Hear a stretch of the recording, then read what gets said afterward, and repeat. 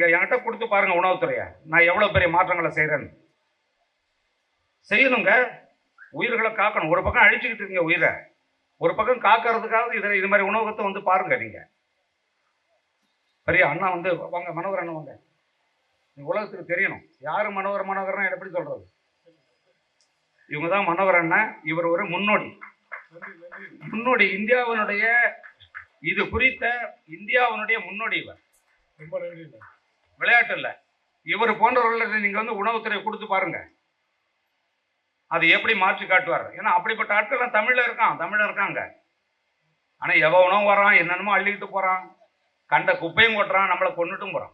என்ன கேட்டா அங்க சட்டமன்றத்தில் இருக்க எல்லா சட்டமன்ற உறுப்பினர்களும் காசு வாங்க வந்து சாப்பிட்டு போங்க, வந்து பாருங்க உங்க பகுதியில் எங்கெங்க உணவகம் வச்சிருக்கோம் அதை சரியா மாத்தியான்னு சொல்லுங்க.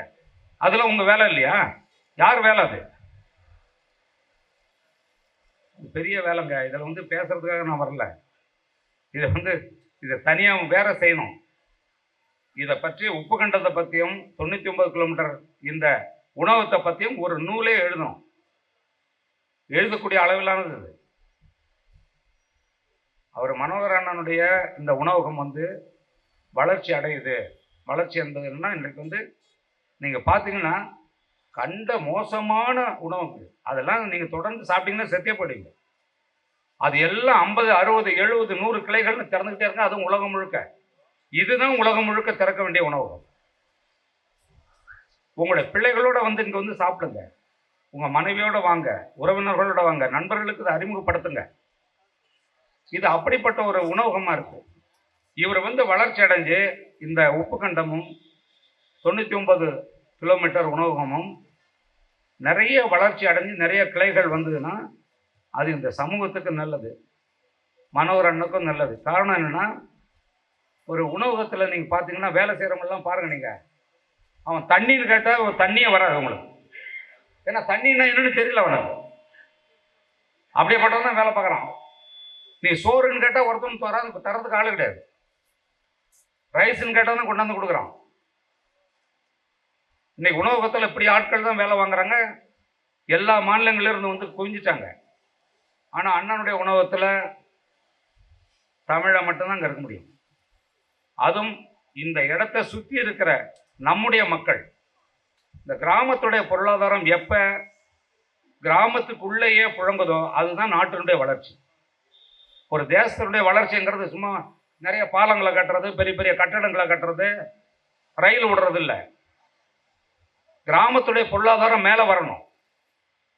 இதுக்குள்ள நிறைய இருக்குங்க. இதெல்லாம் யார்கிட்ட போய் சொல்றது? நாங்கெல்லாம் அவருடைய நண்பர்களாக இருக்கோம், அவருக்கு பின்புலமாக இருக்கோம்.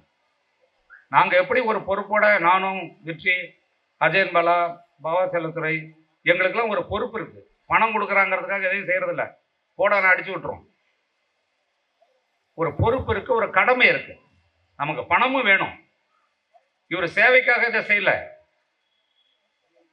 இவருக்கும் பணம் வேணும், கொஞ்சம் லாபம், அதை முறையாக செய்யணும். அதுதான் செய்கிறாரு. நீங்கள் உணவகம் வச்சிருக்கிறவங்களா இதை பார்த்தா இனிமேலாவது திருந்துங்க, தயவு செஞ்சு. மக்களை நீங்களும் நல்லா புரிஞ்சுக்குங்க.